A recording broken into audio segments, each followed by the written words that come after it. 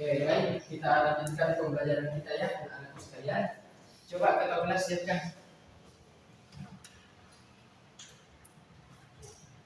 Siapkan temannya dulu untuk belajar. Ya.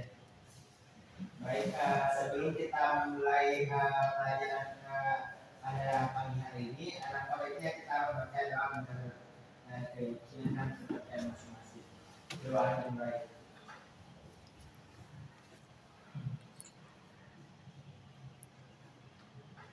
Doa selesai. Oke, baik. Saya absen dulu deh. Yang saya sebut namanya bilang hadir. Arman, Hadir Pak. Ika, Hadir Pak. Rudi, Hadir Pak. Yusman, Intan, Hadir Pak. ya, Rahma, Hadir Pak. ya, hadir semua nih. Hadir Pak. Oke. Baik, assalamualaikum warahmatullahi wabarakatuh. Waalaikumsalam warahmatullahi wabarakatuh. Jadi pada pembelajaran kali ini kita akan mempelajari materi masih berhubungan dengan tentang fluida. Pekan lalu kalian sudah mempelajari mengenai hukum terkait dengan fluida, yaitu tekanan hidrostatika. Di sini ada yang mesti ingat apa itu tekanan hidrostatika? Pelajaran pekan lalu.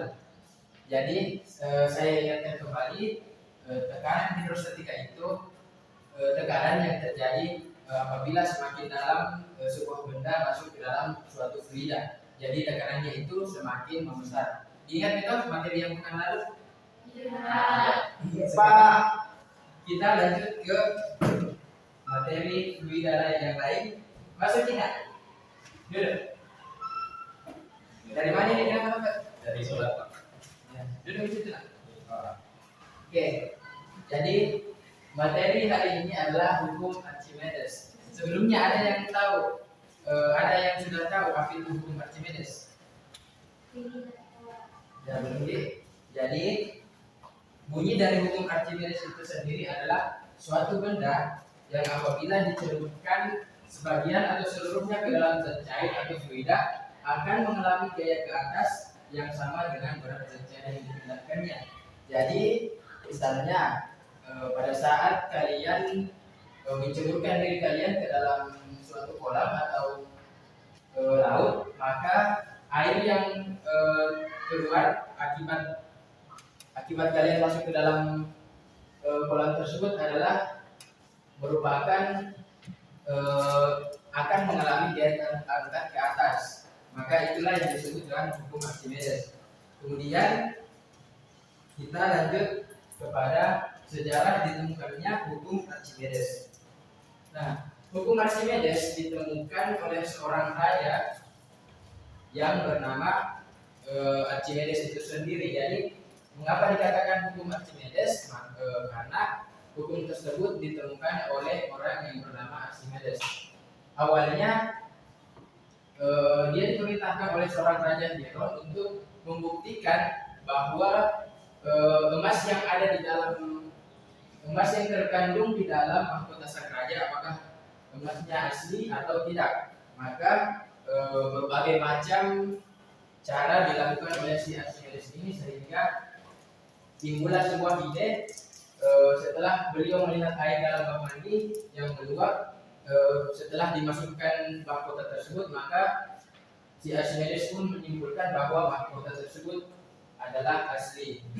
Maka si Archimedes ini melihat bahwa jumlah air yang keluar dari kolam ataupun bak mandi yang dimasuki oleh mahkota itu merupakan sama dengan jumlah kadar zat emas yang ada di dalam mahkota tersebut. Jadi si Archimedes pun menyimpulkan seperti ini, suatu benda apabila yang dicelupkan sebagian atau seluruhnya ke dalam zat cair akan mengalami gaya angkat ke atas. Oke, kita lanjut kepada materi ketiga terkait hukum Archimedes. Sebelumnya kita di sini bisa melihat ada 3 jenis keadaan. Yang pertama keadaan mengapung, keadaan melayang, kemudian keadaan tenggelam. Nah, adik-adikku sekalian bisa melihat keadaan mengapung terjadi ketika gaya angkat atau gaya berat benda lebih kecil dari gaya angkat air atau fluida. Jadi misalnya sesuatu benda jika gaya beratnya itu lebih kecil daripada gaya angkatnya, maka bisa dikatakan mengapung. Dan ini tidak selamanya terjadi pada benda dan air, bisa saja terjadi pada benda dan udara, karena kan fluida itu tidak selamanya air. Fluida itu juga termasuk salah satunya fluida adalah udara. Kemudian keadaan melayang terjadi jika gaya berat benda dengan gaya fluida atau gaya angkat air itu sama. Jadi bisa dilihat di sini gaya berat bendanya itu sama dengan gaya angkat dari si fluida. Jadi di tengah-tengah benda tersebut berada di tengah-tengah atau melayang. Kemudian bentuk tenggelam terjadi jika gaya berat benda lebih besar dari gaya angkat air. Nah, contohnya seperti ini, apabila bendanya tersebut berada di bagian bawah, itu berarti gaya benda tersebut atau berat benda tersebut lebih besar dari gaya angkat fluida. Sampai sini ada yang mau bertanya? Oh iya, kalau tidak ada saya lanjut ya. Nah, kira-kira setelah kakak berikan penjelasan tadi, kira-kira apa contoh dari penerapan hukum Archimedes dalam kehidupan sehari-hari? Coba Arman, ada?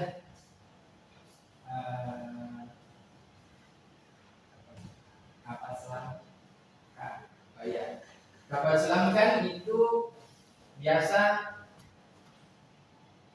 Nah, kapal selam kira-kira bagian mana kalau di antara ketiga ini? Kapal selam. Layang.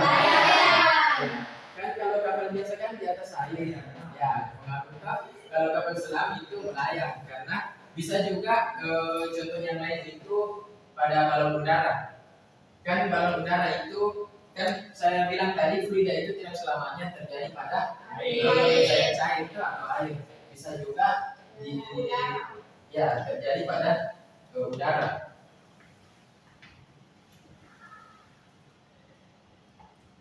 Oke, untuk materi kita cukup sampai di sini. Kemudian saya akan membagikan beberapa soal dikerja oleh masing-masing. Sebentar saya tanyakan jawabannya.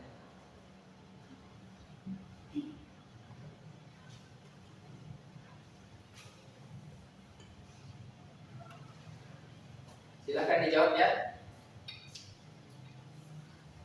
Saya kasih waktu sekitar 10 menit untuk menjawab soal tersebut.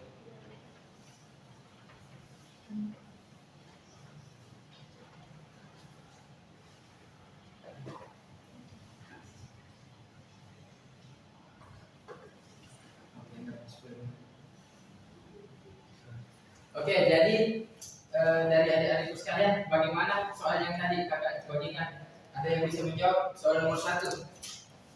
Coba jawab. Baca soalnya ya. Iya, Pak. Jelaskan saudara ditemukannya hukum Archimedes. Hukum Archimedes itu ditemukan oleh seorang Archimedes. Awalnya dia diperintahkan oleh Raja Theodore untuk membuktikan bahwa emas dalam kotak itu asli atau tidak. Yang pada akhirnya Archimedes itu mempunyai ide setelah melihat air dalam bak mandi yang meluap, dia pun membuktikan bahwa kandungan emas dalam kotak itu asli. Beri tepuk tangan dulu. Soal nomor 2, yang ada yang bisa jawab? Saya Kak. Ya, terima kasih.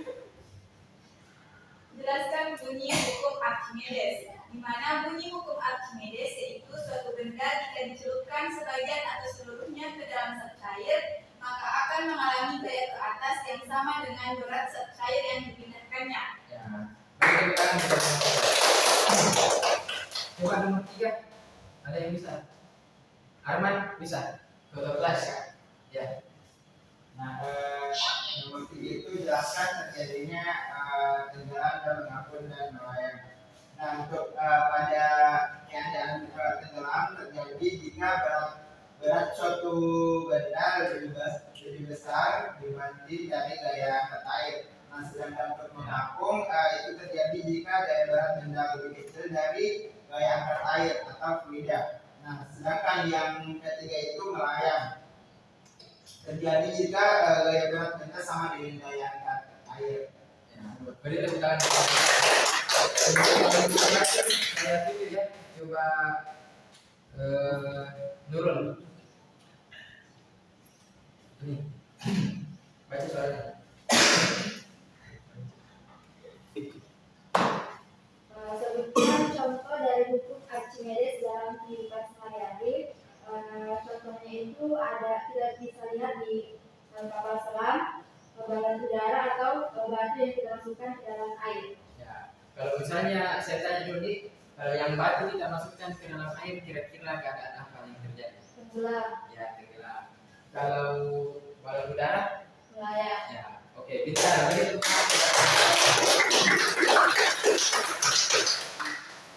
Nah, saya kira sudah cukup paham ya terhadap materi hukum Archimedes. Kita mulai dari tadi sejarahnya, pengertiannya, kemudian penerapannya, kemudian beberapa contoh dari hukum Archimedes dalam kehidupan sehari-hari kita sudah bahas semuanya. Jadi saya harap kepada adik-adik sekalian untuk pekan depan apabila kita bertemu kembali pada materi fluida, saya akan menanyakan kembali terkait materi pada hari ini. Jadi jangan dilupakan ya materi untuk hari ini.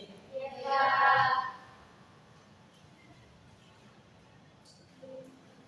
Oke, jadi untuk pertemuan kita hari ini saya kira cukup dulu. Coba ketua kelas siapkan tenaganya untuk pulang.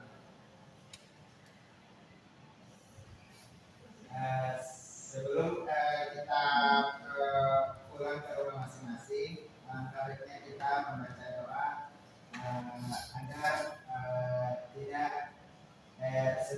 agar kita sampai di rumah dengan selamat. Mulai.